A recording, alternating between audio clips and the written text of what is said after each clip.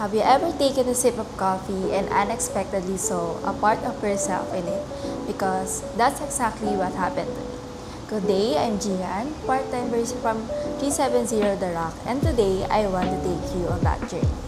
Not just to compare flavors, but to experience how two coffees can create two different feelings, memories, and connection featuring the Starbucks Veranda Blend and Starbucks Espresso Roast.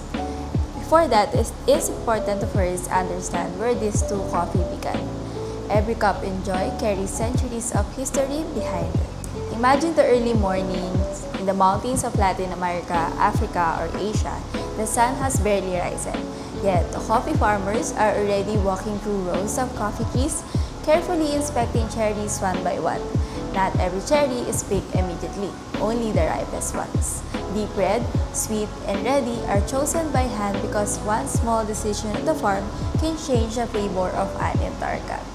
For Starbucks, coffee has never been only about sourcing beans. It is about building relationships with the people who grow them. Behind every harvest are generations of farmers carrying traditions and pride in their craft. Once harvested, cherries begin another journey.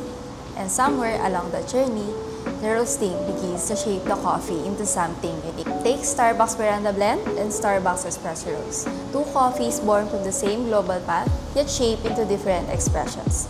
It starts the same way on coffee farms where cherries are handpicked at peak ripeness. Both Starbucks Veranda and Espresso Roast begin with the farmers selecting only the best fruit. Wash or process with care and prepare for export. In that moment, they're still equal, just green beans waiting for direction. But everything changes when roasting begins. Starbucks Veranda Blend is guided gently through heat and pulled out earlier in the roast curve. It's like preserving a memory, protecting the beans' natural brightness, softness, and delicate sweetness. The result feels more lighter, more open with soft notes of toasted malt and light cocoa quietly unfold. Espresso Roast, on the other hand, stays longer in the roaster's fire. It is pushed deeper in the transformation. Sugars caramelize, oil rise, and the beans darken to something unique and expressive. If Veranda Blend is a calm morning sunlight on the porch, Espresso Roast is the energy of a crowded cafe at night. One highlights the bean itself, other highlights the roast, and together they show the full evolution of Starbucks philosophy.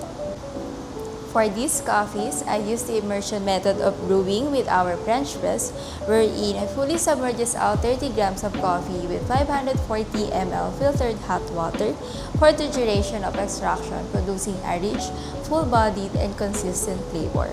It brings out the Veranda Blend's smooth and light body, soft silky texture, making it feel more rounded.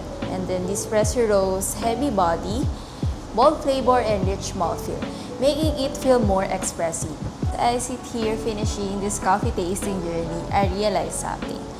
Coffee changed me before I ever learned how to describe it. And if one cup of coffee can bring people together, create conversations, and leave a lasting memory, then I know this is the journey I want to continue for the rest of my life.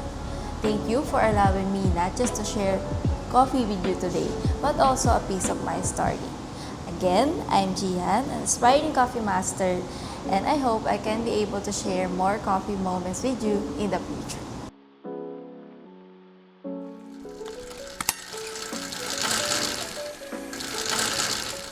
I use the immersion method of brewing, wherein I fully submerge pride in their craft. Once harvested, once harvested path that shape into different